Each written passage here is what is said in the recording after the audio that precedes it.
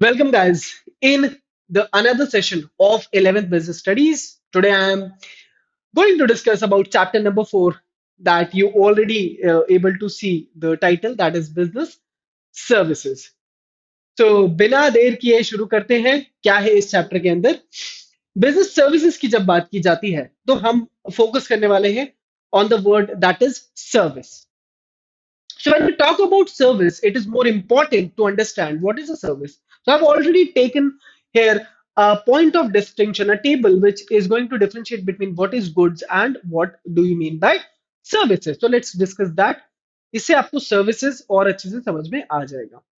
अगर हम फॉर्म्स की बात करते हैं तो सर्विसेज जो है वो टैंजिबल नहीं होती है, वो इनटैंजिबल होती है, जबकि गुड्स जो है वो टैंजिबल होते हैं। Suppose a company which is making mobile phones, so we can see a mobile has a shape and size. That means a mobile phone is a tangible goods. Whereas when we talk about service like communication, transportation, banking, insurance, all these things are intangible. ये exist तो करती हैं but इनका कोई shape and size नहीं होता है। Talking about the inventory, अब ये भी बहुत ऑब्वियस सी बात है।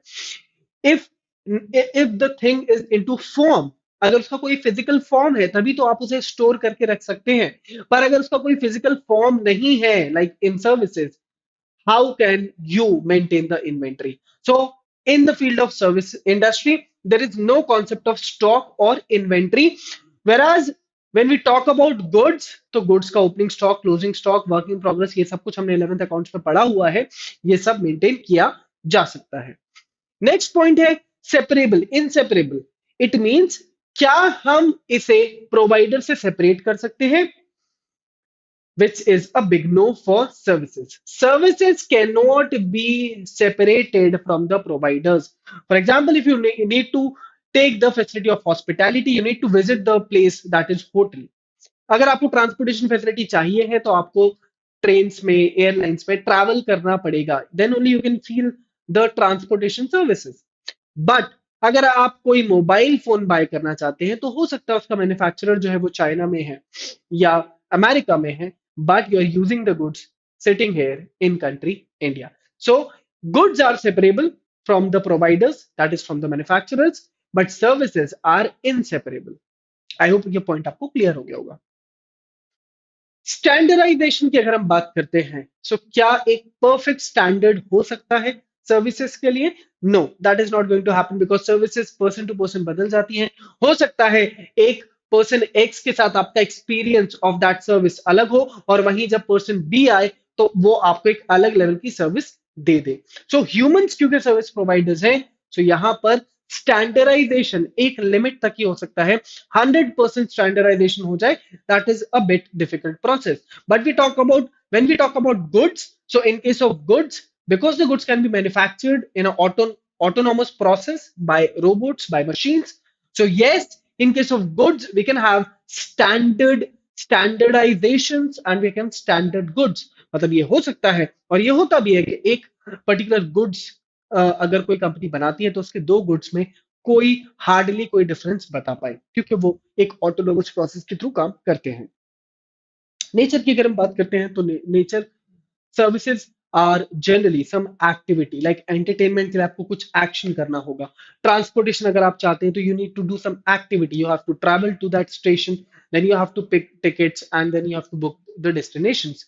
इन द सेम पैटर्न, आप किसी भी सर्विस को अगर आप लेने जाएंगे तो आपको खुद से एक एक्शन लेना होता है। There is something which is known as call to action. तो जब तक आप एक्शन लेंगे तब तक आपको सर्विसेज नहीं मिलती है। बट अगर हम गुड्स की बात करते हैं तो गुड्स एक फिजिकल ऑब्जेक्ट है, उसका नेचर ये है कि वो एक टैंजिबल और नॉन लिविंग थिंग है, वो एक ऑब्जेक्ट है, जबकि के सर्विसेज एक्शंस हैं। टाइप की अगर हम बात करते हैं तो हेट्रोजीनियस होता है जबकि कि वो होमोजीनियस होता है। सर्विसेज हेट्रोजीनियस है, मतलब ये पर्सन टू पर्सन बदल जाएंगे, एक्सपीरियंसेस बदल जाते हैं। There can be no standard service parameters के अगर हम सर्विस की बात करें तो एकदम आपको हर पॉइंट ऑफ टाइम पे और हर पर्टिकुलर स्टेट में, सिटी में एक जैसी सर्विस मिले, that is not going to happen. But goods across the world, अगर कोई एमएनसी डेवलप कर रही है, स्टैंडर्ड प्रोसेस में बना रही है, so it is definitely possible कि आपको अक्रॉस द ग्लोब उनके हर आउटलेट पे आपको सेम गुड्स मिलता हो। Like we have McDonald's, so across the globe McDonald's का burger same taste, same price, same price तो मैं नहीं बोलूंगा, हाँ, but they have a standard process. आप उनके किसी भी आउटलेट पे जाके उनका बर्गर लेंगे तो आपको वो एक सेम टेस्ट ही प्रोवाइड करता है। ट्रांसफर ऑफ ओनरशिप की अगर हम बात करते हैं तो अगेन ओनरशिप भी सर्विसेज में ट्रांसफर नहीं हो सकती है। If I want to take the benefit of the service then only I have to go there.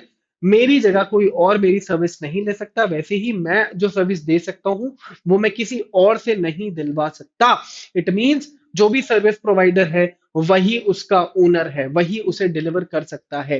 The services can not be transferred from one person to another. हर इंसान का service देने का पैटर्न अलग होगा। हो सकता है वो 0.1% अलग हो, बट डेफिनेटली अलग होगा। Like teaching is a service. So every teacher has his own way of teaching. Although they are teaching accounts, they are teaching business studies. But if you're getting education from teacher A, same chapter will be taught by teacher B. You'll see there's huge lot of difference उन दोनों ही teachers के teaching में। जबकि जब हम goods की बात करते हैं तो ओनरशिप डेफिनेटली ट्रांसफर हो सकती है। जो मैन्युफैक्चरर है वो गुड्स होलसेलर को बेच देता है, होलसेलर्स फिर रिटेलर्स को बेच सकता है और रिटेलर्स फिर उसे कस्टमर्स तक सेल कर देते हैं। तो इस तरीके से ओनरशिप जो है वो बदलती रहती है। तो आई होप आपको इस पूरे टेबल से ये समझ में आ गया होगा कि सर्विसेज और गुड्स में क्या मेजर पॉइंट्स ऑफ डिफरेंसेस होते हैं। अब इस चैप्टर में हम बात करने जा रहे हैं बिजनेस के अंदर यूज होने वाली मेजर सर्विसेज की, जो कि क्या क्या है चलिए जानते हैं। So business services are those services which are used by the business enterprise to carry on the business activities. इसलिए तो मैंने बिजनेस सर्विसेज बोल रहे हैं, हम इन्हें कस्टमर पॉइंट ऑफ व्यू से बात नहीं कर रहे हैं। हम बात कर रहे हैं उन सर्विसेज की जो बिजनेस एक्टिविटीज को स्मूथली ऑपरेट होने में हेल्प करती हैं, जो बिजनेस के पूरे फंक्शन को कंप्लीट होने में हेल्प करती हैं, जो कि मेजरली इन कैटेगरीज में डिवाइडेड है। You can see here we have banking, insurance, telecom, that is communication, warehousing, transportation, advertising is also over there. So major जो सर्विसेज के ऊपर हम बात करने जा रहे हैं वो ये सर्विसेज होने जा रही है। तो इस चैप्टर में हम जानेंगे कि ये सारी सर्विसेज का क्या क्या रोल है बिजनेस को बिल्ड करने में, बिजनेस को हेल्प करने में। चलिए आगे चलते हैं। Starting with the first one, if we talk about the banking service, so banks are have played a very significant role in actually building that bridge between the buyer and the seller. अगर banking ना हो so huge amount of transactions नहीं हो सकते, safety of transactions नहीं हो सकती, EMI facilities नहीं मिलेंगी, लोन्स मिलना बंद हो जाएंगे और इस तरीके की बहुत सारा एक बहुत ही बड़ा जो बैक सिस्टम है, सपोर्ट सिस्टम है बिजनेस का, वो शट डाउन हो जाएगा, शैटर हो जाएगा। और अगर बैंक्स बंद हो जाते हैं तो आपने देखा ही है इंडिया में अगर कभी भी बैंक्स बंद होते हैं किसी भी कंट्री में, जब वहां के पूरे बैंक्स बंद होते हैं तो उस कंट्री का बिजनेस भी उस दिन के लिए शट डाउन किया जाता है। बिकॉज विदाउट बैंकिंग आज की डेट में we can not imagine business happening inside the country. So banking एक इंस्टीट्यूशन है, एक बैंक एक इंस्टीट्यूशन है जो मनी अट्रैक्ट करता है from the depositors and then it lends to the industry और for the trade to the traders at higher rate of interest. इस तरीके से वो लोग अर्न करते हैं। सो वो एक्चुअली जो सरप्लस मनी है उसको लेकर आते हैं इन्वेस्टर से और वो उन लोगों तक वो पैसा पहुंचाने का काम कर रहे हैं जिनको एक्चुअली डेफिसिट है, जिन्हें पैसे की जरूरत होती है। ये तो उनका मार्जिन वाली बात हुई। पर बैंक्स का मेजर रोल जो है, जैसे कि मैंने आपको बताया कि banking over the period of 70-80 years in India banks ने बहुत सिग्निफिकेंट रोल बिल्ड किया है। आज की तारीख में अगर आपको क्रेडिट कार्ड फैसिलिटीज मिल रही हैं, डेबिट कार्ड फैसिलिटीज मिल रही हैं, they have build ATM machines, they have given internet banking, mobile banking, different different kinds of wallets. तो ये सारी चीजों ने इनेबल किया है कि एक बायर बहुत स्मूथली ट्रेड कर पाए, बाय कर पाए फ्रॉम अ अननोन सेलर। उसके बावजूद बैंक्स की वजह से ही feel safe and secured that whatever wherever he is investing the money और whatever he is buying on that website, that transaction is going to be safe और पैसा safely उस person तक पहुंच जाएगा, seller तक पहुंच जाएगा। सो बैंकिंग ने इन सारी चीजों को केपेबल किया, इनेबल किया है and that and it is only banking due to which आज की तारीख में लोग घर जो कि 40 लाख, 50 लाख, 1 करोड़ तक के आते हैं, कार्स जो कि अगेन बहुत एक्सपेंसिव कमोडिटीज में काउंट होती है, ज्वेलरी जो एक्सपेंसिव कमोडिटीज में काउंट होती है वो भी इजीली बाय कर पाते हैं। Even not I am not talking about the rich class but we have the lower middle class people, lower middle class people, even the poor people, because of banking they get the facilities of EMI, that is easy monthly installments. Let's understand the structure of accounts. So एक bank में आप major चार तरीके के accounts open कर सकते हैं। Fifth जो है वो एक कॉम्बिनेशन है पहले चार टाइप ऑफ अकाउंट्स का। So let's discuss that. First is savings account. Generally, a normal person can open a saving account in any of the banks. The purpose of opening the saving account is to build a habit of saving in that particular individual. So every bank offers a savings account, and that attracts money from the investors. ये वो tool है जिससे banks लोगों से पैसा निकलवाते हैं, उनके savings account में उनसे पैसा डिपॉजिट करवाते हैं with the condition that they will be paying interest to them, banks will be paying interest to the depositors, और साथ ही साथ उनका पैसा सेफ रहेगा, सिक्योर्ड रहेगा, उनको वो उस पैसे के बदले डेबिट कार्ड और चेक बुक्स और क्रेडिट कार्ड्स में कन्वर्ट करके दे देते हैं एंड इनेबल कर देते हैं कि आपको बार बार बैंक आने की जरूरत नहीं है। आप इन सारे कार्ड्स के थ्रू, चेक बुक्स के थ्रू, इंटरनेट बैंकिंग के थ्रू भी अपने इस पैसे को कहीं और पे कर सकते हैं, यूज कर सकते हैं, ट्रांसफर कर सकते हैं। सो जनरली एक लेमैन सेविंग्स अकाउंट ओपन करता है। बट हम जब करंट अकाउंट की बात करते हैं तो current account is usually for the entrepreneurs, for the business houses, because वहां पे नंबर ऑफ ट्रांजेक्शन्स अनलिमिटेड है। तो सेविंग्स में क्या होता है कि नंबर ऑफ ट्रांजेक्शन्स लिमिटेड रहते हैं, there is a limit on withdrawal, there is a limit on deposits, वैसे ही बट करंट अकाउंट में ऐसा नहीं होता है, there are unlimited transactions option available. Business house can do the deposits unlimited times and do the withdrawal unlimited times without any interference of the bank. So इस तरीके का अकाउंट जो है वो जो है वो entrepreneurs और enterprises ओपन करते हैं, और हमें इसी करंट अकाउंट से मतलब है पूरी अकाउंटेंसी में और पूरे बिजनेस स्टडीज के चैप्टर में भी और सब्जेक्ट में भी. Recurring deposit is again extension of savings account, जहां पर हम लोगों से सेविंग्स अकाउंट ओपन करवा के एक हैबिट बिल्ड करने की कोशिश कर रहे हैं. तो रिकरिंग डिपॉजिट उसका थोड़ा सा और अपग्रेडेड वर्जन है, where a person can deposit monthly और वीकली और एनुअली और quarterly, but generally it is monthly. आप मंथली एक फिक्स अमाउंट उस अकाउंट में डालते हैं, काइंड ऑफ सेविंग्स, और जिस तरीके से आप मंथली उसमें डालते रहते हैं तो it has a time limit. उस टाइम लिमिट का वो एक्सपायर हो जाएगा और आपको विद इंटरेस्ट आपका पूरा पैसा वापस मिल जाएगा, मेच्योर हो जाएगा आपका savings, and then the bank will be paying you back the principal amount with huge amount of interest. So savings के मुकाबले यहाँ पे आपको सिर्फ डिपॉजिट ही डिपॉजिट करना है, विथड्रॉल करने पे पेनल्टीज लगती हैं और विथड्रॉल करना पे रेस्ट्रिक्शंस होते हैं. लास्ट है फिक्स्ड डिपॉजिट. फिक्स्ड डिपॉजिट में जैसे कि नाम बता रहा है फिक्स्ड डिपॉजिट, तो we actually deposit a huge amount. It can be 1,000, 10,000, 50,000, 1 lakh, 10 lakhs. उस अमाउंट को हम बल्क में डिपॉजिट करते हैं और लॉक इन पीरियड होता है हर बैंक का. It can start from 6 months and go up to 99 years also. So fix deposit में आपका अमाउंट फिक्स होकर लॉक हो जाता है, उस पर आपको इंटरेस्ट मिलता रहता है एनुअली, एंड जैसे ही वो लॉक इन पीरियड खत्म होता है तो आप उसे ब्रेक करके, मेच्योर करके उस अमाउंट को वापस विथड्रॉ कर सकते हैं. Last is the multiple option. So multiple option is what? The combination of these three, that is savings, recurring deposit and fixed deposit accounts. So ये सेविंग्स के साथ भी मिल सकता है, करंट अकाउंट के साथ भी मिल सकता है. तो इसमें होता ये है कि आप अपने सेविंग्स अकाउंट में एक लिमिट फिक्स करेंगे कि एक पर्टिकुलर अमाउंट डिपॉजिट होते ही you can convert that value into fixed deposit और you can convert that value into recurring deposit account. So आपको savings account, recurring deposit account and FD, तीनों के फीचर्स इस मल्टीपल ऑप्शन वाले bank account में देखने को मिल जाते हैं. ये है बैंक्स के different different types of accounts. Let's move further. Not only opening of bank accounts is the purpose of banks, but yes, they also provide these services to their customers.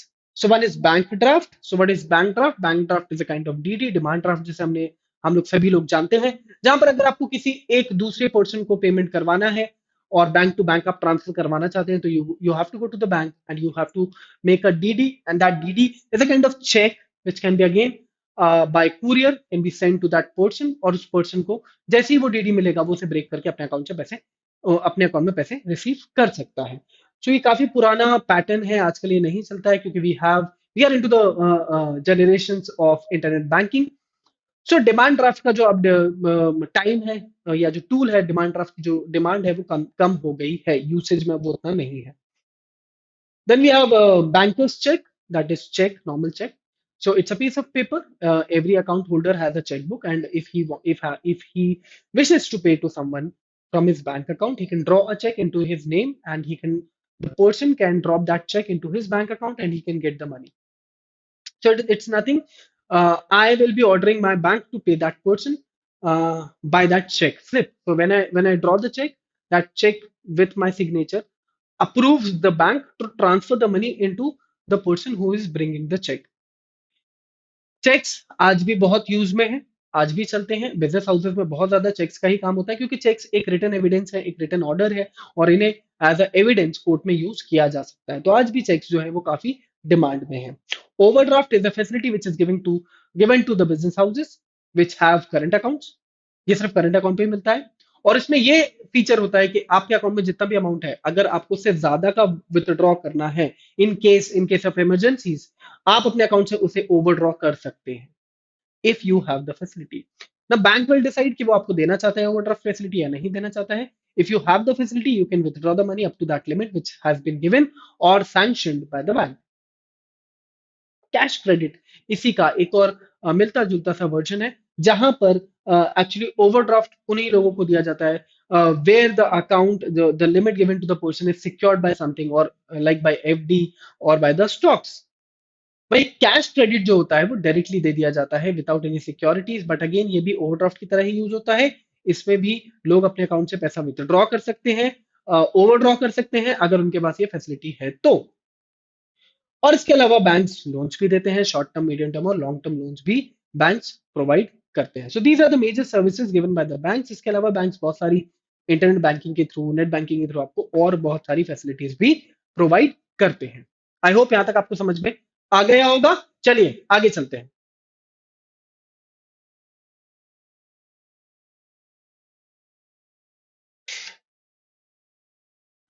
Talking about some electronic functions given by the banks, we have categorized them into these categories. One is NEFT, that is National Electronic Fund Transfer function, where a person, a customer, can transfer money electronically from his account to someone else's account. Then we all know the debit cards, ATM machines. So ATM machines are the machines which enable a person to directly either withdraw the money, or they can also deposit the money by using the machines. Debit cards, a card which is electronic chip enabled card which is given to a customer. By using that card, the person can do the transactions, uh, either of shopping, going to petrol stations, or also he can withdraw money from the ATM machines. Credit card, whereas is a card in which the person is being given a limit, a kind of loan, a short-term loan for 50, 60 days, and he can swap that card, shop accordingly, and he has to pay back the money in the limited stipulated time period. Then we have RTGS. RTGS is real-time gross settlement system. It is also a function, enabled function of NEFT. So it works like NEFT, but yes, in order to do huge transactions, huge volume transactions, RTGS is used. But nowadays, NEFT and RTGS both have no limit transactions. And last, eCash. eCash, we all know, like PhonePe, Paytm, we have been given by the digital wallets, the kinds of electronic money which can be again used to shop, to buy something electronically or by internet. The second core important service is the insurance. As we all know, the insurance is a contract between two persons. One is insurer, another one is insured, where the insurer gives a surety, a kind of security that his transaction, his goods are going to be safe wherever he is transporting the goods. We are talking about the business insurance right now here. So if the goods are damaged or lost due to any uncertain event, so the insurer will be compensating the money to the insured person. For this whole system, the insured has to pay a value to the insurer, that is the value of premium. So premium is paid in order to take the insurance. If the uncertain event happens, the insuring company will have to pay the money, and if it does not happen, so the premium will be their kind of revenue. Why is insurance important in doing the business? Let's talk about that. We have some of the important points noted here. I've taken here. First, definitely we all know protection. We all need to have protection. So any buyer, any seller which is trading across the globe or doing the business with different merchants of different states and cities. He needs to have that security, a sense of security, a sense of uh, insurance where he can easily transport the goods, where he can easily do the transactions. In case the insurance is not here, is not there, any seller, any seller will feel insecure while doing business with those merchants, with those customers who are out of the city or out of the state. So it's a kind of protection which gives a shield to your business transactions and which enables the seller to do trade across the city, across the state, across the nation. Second, it is a distribution of risk. Yes, when you take the insurance, your risk, your loss is again the burden of loss, the burden of that risk goes into shifts into the shoulder of the insuring company. You just need to pay the premium. But now, if the event happens, if the loss happens, the insuring company will be into the loss because they have to pay you. So they will be the actual people who will be bearing the risk. Third, it also gives you a edge of competitiveness because once you have the insurance, you are more secured, you're more you feel more secured, and that is why you are open to do transactions across the city, across the country. That improves your level of business, that improves the scales of business as well. Fourth, uh, specialization. Also, you can have the insurances in the different uh, in the different areas. You can have the fire insurance, you can have the marine insurance. We have different insurance for everything. So if you feel that you are more uncertain about flood, you are living in a city which is flood prone city, so you can take an insurance which is only for flood or which is only for earthquake or something like that. So it's not mandatory to buy all sorts of insurance, but you can buy that insurance which is according to the risk which you are bearing, as well as the insurance, because insuring company is taking out your risk, taking out your burden of risk. So the businessman is more able to specialize, focus on that main business. So he will be more concerned about doing the business activities rather than thinking about the risks and the burden of risk. Fifth, it enables the seller for better utilization of capital as well, because you just need to pay a small amount of premium to secure the whole goods. In case अगर आपने insurance नहीं लिया होता और अगर आपको कोई loss हो जाता, तो इमेजिन आपका बहुत ह्यूज अमाउंट एक साथ डूब जाता है, whereas you just pay a small fraction of amount for the premium, and in case the goods are damaged, you get the whole money back. So it is better utilization of capital, better utilization of resources. Sixth, it also promotes the foreign trade because it gives the seller a kind of security, and it ensures the seller that your goods are not going to damage. In case it is going to damage, we are here to pay you.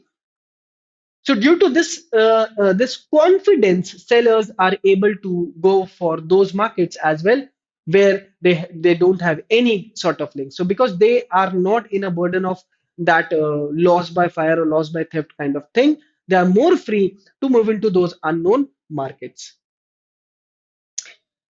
At times, the insuring company also gives the credit facilities to the sellers. They can take loans from them if they are regular customers. Even due to insurance, the sellers are able to give the credit facilities to their customers, to their buyers, because they are more secure. They feel more secured in case the buyer is fraud. The buyer is not buying the goods, so they'll get the goods back to their go down. So there is no risk in sending the goods on credit basis, and they're more secured in doing credit sales as well. Next, the capital formation is also over there, because if you do the insurance, there's no wastage of money. Your capital can be used in buying those important assets, important fixed assets which you are looking to buy. So you can scale up, you can expand, and in this pattern, you can form your capital, you can increase your capital accordingly. Social welfare, yes, insurance is a kind of social welfare as well, because the insuring company is actually taking out the risk of the business by taking the insurance of your goods. So it's a kind of welfare activity also, because it enables the seller and the buyer to do the trade freely, and the complete risk of those uncertainties is now in the shoulders on the shoulders of the insurance company. Let's move further. Talking about the main principles of insurance. So, though the principles are categorized into 7 points. For any kind of insurance, be it be a general insurance or a life insurance, the insurance company and the insurer has to follow these 7 principles, the insured and the insurer. Starting with the first one, the principle of utmost good faith.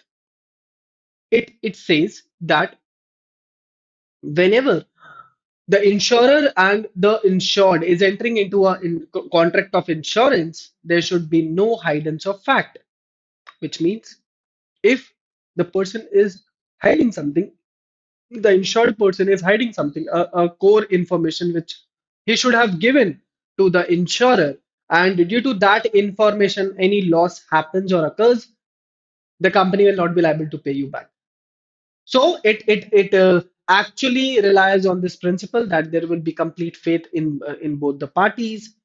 Suppose a person is taking a health insurance and he is already diagnosed with the third stage cancer and he has not disclosed this to the insurance company, and he happens to die due to that disease. The company is not going to compensate for that because he has broken the promise of good faith.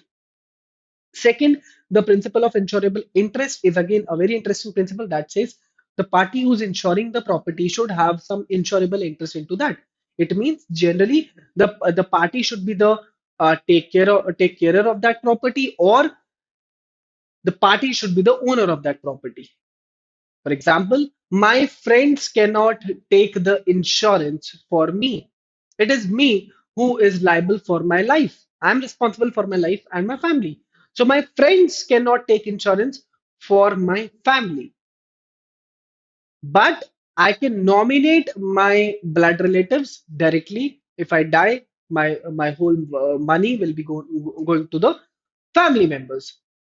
I cannot get an insurance of a bike which belongs to my friend because the owner of that bike is my friend. So this principle says you cannot take insurance for those properties in which you don't have any ownership rights or any property rights.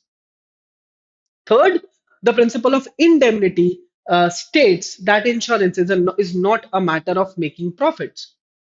If you have taken insurance of 1 crore rupees, but you have incurred a loss of 10 lakh, the company is going to pay you 10 lakh rupees only, because that doesn't matter. The property was of 1 crore. The actual loss happened is only of 10 lakh. So company is only liable to pay you rupees 10 lakh.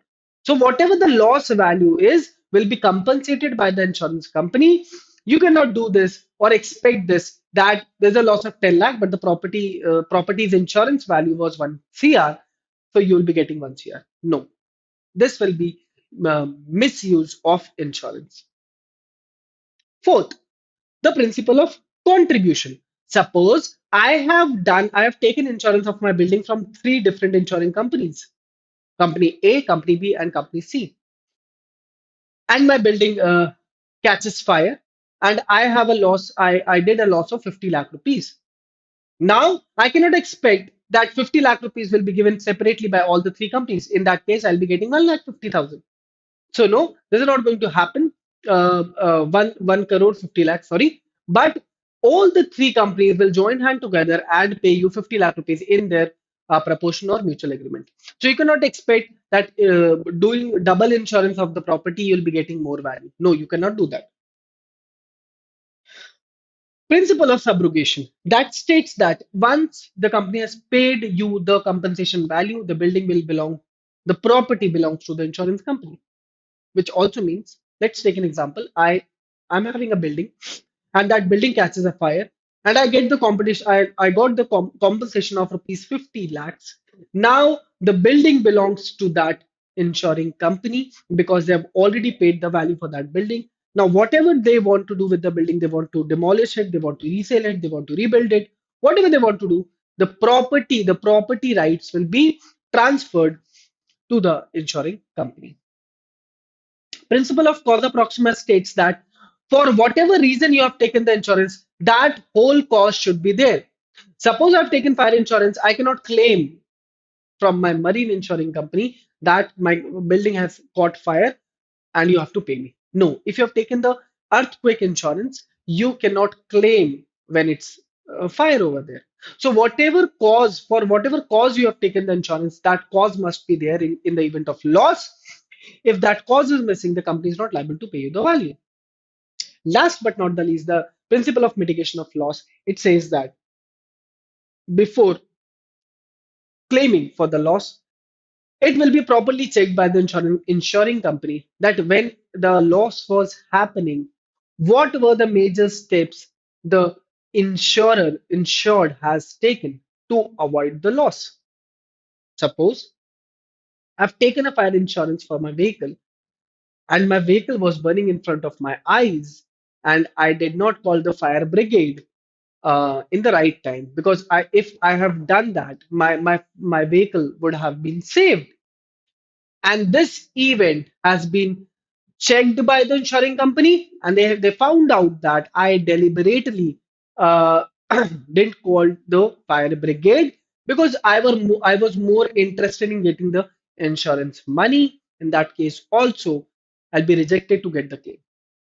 It means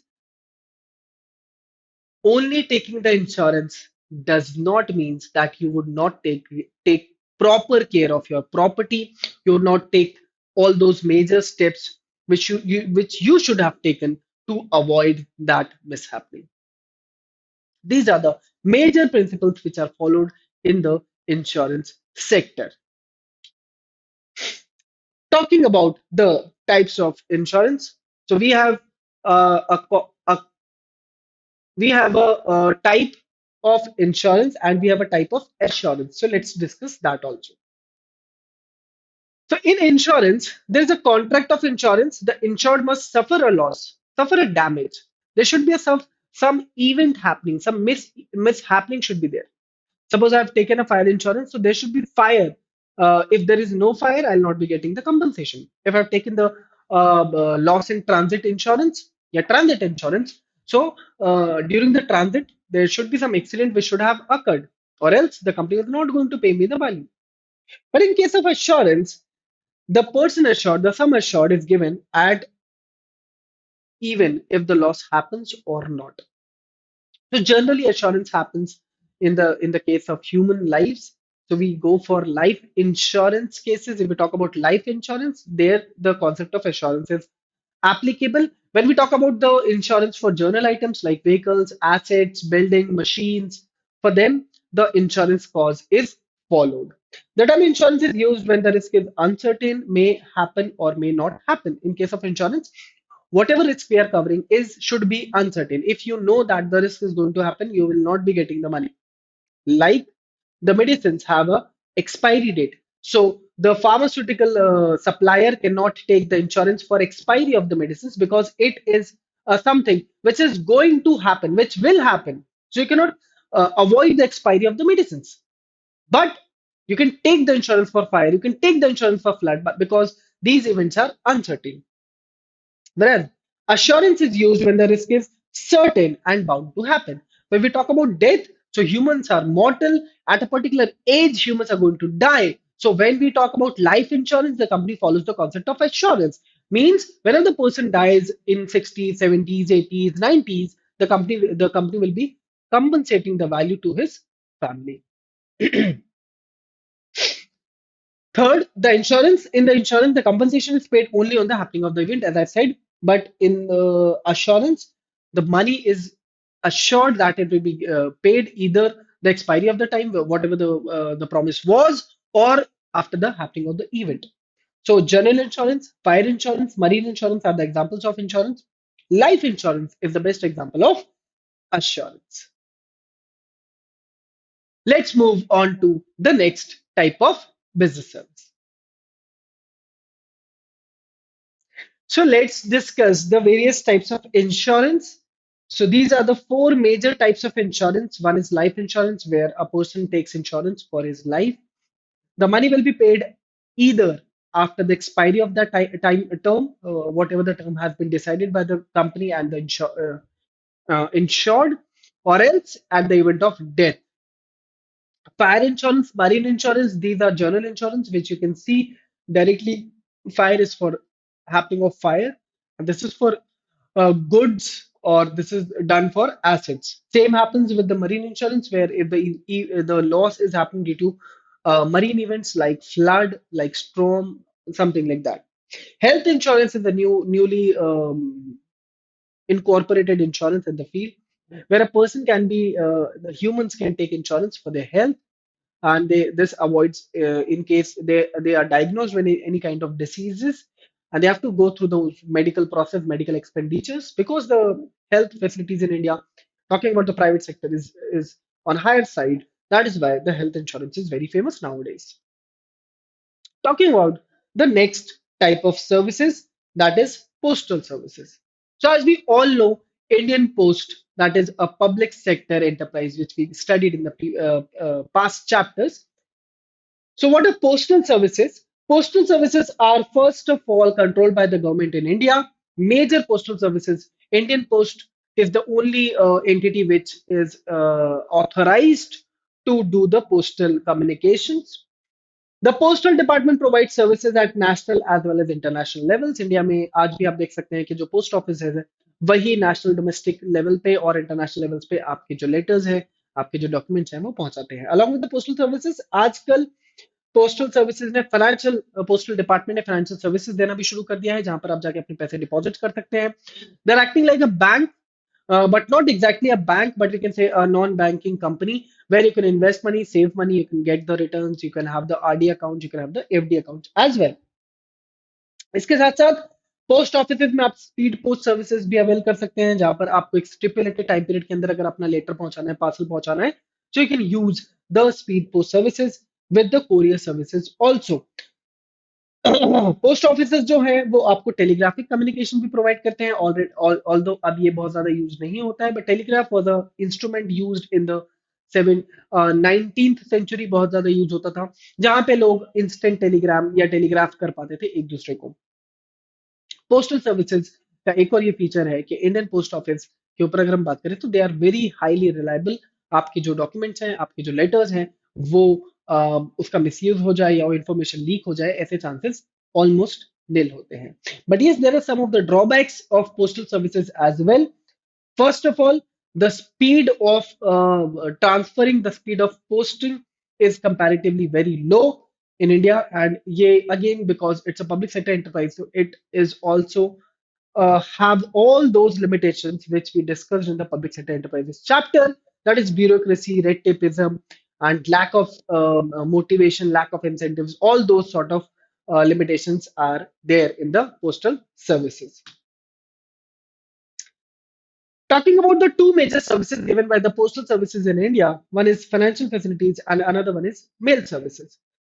So in India, the post offices are also being offered, have been given the permission to offer these schemes to general public. That is PPF, Public Provident Fund, where you can invest the money, you can save the money in a regular payment structure, and you get the interest returns over there. Kisan Vikas Patra, National Savings Certificate, monthly saving scheme, saving accounts, time deposit, money order facilities as well. So all these financial services are still being offered by Indian Post, and you can the customers, the general public can use them. Even the post offices have been given these permissions because still till date in the rural parts of the country there are no banking facilities or very poor banking facilities available. So there, to bridge that gap, to help the buyer and the seller, to help the general public, these financial facilities have been introduced by the government. Mail services, as we all know, you can transfer your registered letters from one place to another, as well as it covers all the insurances, all the transportation costs. Even with the mail, you can also transport the goods from one place to another by using the mail services. Mail services are again categorized into these different categories. Like one is under postal certificate, that is very rarely used, where you frequently used in the courier services, where the parcel is delivered, letter is delivered by the ordinary post. from a specified counter in the post office, or say by using some envelopes you can post the letters, you can put it into that letter box, or you can go to the post office, from there you can submit your letters and your letters will be uh, sent to that person. Registered post, later on it was introduced by the government, registered post, where the sender has to affix a postal stamp that on the envelope, whatever thing he's delivering from the post office, with the address and the address of that person जिसको आप deliver करना चाहते हैं उस parcel को। साथ ही साथ आपका भी एड्रेस लिखा जाता है कि अगर वो पार्सल वहां तक नहीं पहुंचा तो आपको वापस पहुंचा दिया जाएगा। बट रजिस्टर्ड पोस्ट में एक अच्छी बात ये होती है कि आपका जो पार्सल है वो रजिस्टर हो जाता है in the books of post office, तो वो कहीं मिसमैच नहीं हो सकता और वो कहीं इधर उधर मिसलोकेट नहीं हो सकता। पार्सल पोस्ट में you can deliver the parcels from one post to another even across the country, और ये सबसे ज्यादा इकोनॉमिकल वे है to transport goods. Buyers and sellers के बीच में अगर हम कोई आर्टिकल्स को ट्रांसपोर्ट करवाना चाहते हैं, पार्सल करवाना चाहते हैं, तो हम पार्सल पोस्ट को यूज कर सकते हैं। Speed post, as I said, generally UPC में काफी टाइम लगता है, रजिस्टर्ड पोस्ट में भी ट्रैवलिंग होने में काफी टाइम लगता है, तो अगर आपको अर्जेंट किसी चीज को पहुंचाना है तो you can use the services of speed post.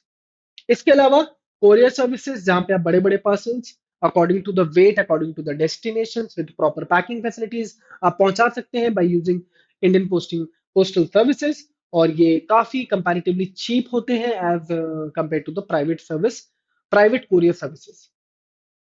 इसके अलावा इंटरनेशनल मनी ट्रांसफर और ई बिल पोस्ट फैसिलिटीज भी आपको पोस्ट ऑफिसेस प्रोवाइड करते हैं। तो ये है major mail services offered by post office department. इसके अलावा इंडिया में अब तो हम सभी देख रहे हैं कि प्राइवेट पार्टीज को भी इनवाइट कर दिया गया है। They can also use the courier services, you can nowadays you can use courier services. Private individuals जैसे ब्लू डार्ट है, जैसे फेडेक्स है, जैसे डीटीडीसी है, मदर कुरियर है, all these companies are now in India and they are doing very good, because जिस तरीके से ई कॉमर्स बढ़ा है, जिस तरीके से लोगों का ट्रांजेक्शन बढ़ा है, ट्रेड बढ़ा है, तो कुरियर सर्विसेज ने काफी हद तक इंडियन पोस्ट ऑफिसेस को काफी पीछे कर दिया है as compare to time, as compare to registration, as compare to convenience. ये ज्यादा बेटर तरीके से काम कर रहे हैं। प्राइवेट पार्टीज हैं तो ये अपनी सर्विसेज को एकदम हाई क्वालिटी ले जाते हैं, और इसकी वजह से हम देख पा रहे हैं कि ट्रेड काफी ग्रो हुआ है। आज आप अगर अमेरिका से कुछ ऑर्डर करते हैं तो आपको 2 दिन में मिल जाता है, 3 दिन में मिल जाता है। So this is all happening due to best courier services, best transportation services. Let's move on to the next services, that is telecom services. So let's talk about the telecom services. As we all know, communication industry has played a very significant role in the development of commerce and trade across the country, across the globe. So it is internet, it is broadband, it is communication, due to which today we are able to talk. You can watch the videos. So you all know the importance of telecom industry, telecommunication. Let's talk about some of the features and some of the areas where the telecom services are being used. So, telecom services are known as the backbone of the business industry because it is the only service which enables the buyer and the seller to directly communicate with each other. It has it has broken all the barriers. It has broken all the barriers of confusions, delays. Here, you can directly talk to your seller via phone call, via internet call, via emails. And once you connect with the seller, you get that assurance that you are doing a genuine transaction. The confidence boost up and you can go for your trade. As well as it is telecom services that has enabled the internet banking to operate. And due to internet banking, today we can do huge amount of transactions just within few clicks. So way back, it started by a different ministry in India, the Ministry of Broadcasting. It is a public sector enterprise. In India, we use telecom. We have given telecom a separate ministry, the Ministry of Broadcasting. The government of India too has All India Radio and the Doordarshan with them, but they have also privatized it. Now private players can also be in the communication industry. So there can be two major types of services which are given by the telecom industry. One is cellular mobile services, which we all use by using the cell phones, voice messages, data, internet. These all comes under mobile services. Radio paging services were used earlier in the 18th, 19th century, 19th century, not 18th century. They used to have a small pager kind of thing. You might have seen in some Bollywood movies, जहां पर आप कुछ particular limited messages को आप भेज सकते थे, return messages को आप भेज सकते थे. Next, talking about the other different kinds of services, we have fixed line services where a particular wire is placed from the hub to the local house. So a whole chain of wires, a whole data system, a whole environment ecosystem of wiring networks is done. And due to these fixed line services, the person can be directly connected via internet and they can also use the telephones. Then we have cable services. Now these are one of the old technologies, taken as old technologies recently, past few years. But cable services were the services by which, by the satellites, there was a cable provider which used to transmit the signals by cables to the different individuals, customers, and they can watch televisions of different channels in their television sets. After that, we they came up with the VSAT, that is very smart aperture terminal. That is again a satellite-based communication services. It is generally offered to the business and government agencies because it's highly flexible and reliable communication solution in urban as well as in the rural areas. And last but not the least, the latest one is DTH, direct to home, where a small satellite is installed in the customer's house or terrace with a small DTH box by which you can directly receive the signals from the satellite and you can watch all the channels directly into your televisions. So these are some of the telecom services which is being offered in India. And we all know that communication industry has been a very important business service in developing the trade, in bringing India into the race with other countries, other brands. And nowadays, due to this communication industries, only we have big giants coming up. We have the facility of e-commerce, we have the facilities of internet banking, and much more. So this is all about this chapter. I hope you understood the whole chapter very comfortably. I feel you should again go through the whole chapter once, at least from your books. I keep on telling this because I know just hearing this video, just watching this video won't be helping you a lot. But unless and until you read those content from your books, then only you'll be able to frame your answers. So do keep this in mind. Whatever chapter you are on to, please read those chapters from your books as well. So this is for the day. I'll be coming up again with another chapter. Till then, bye bye. Take care. Have a great and beautiful day. Bye bye.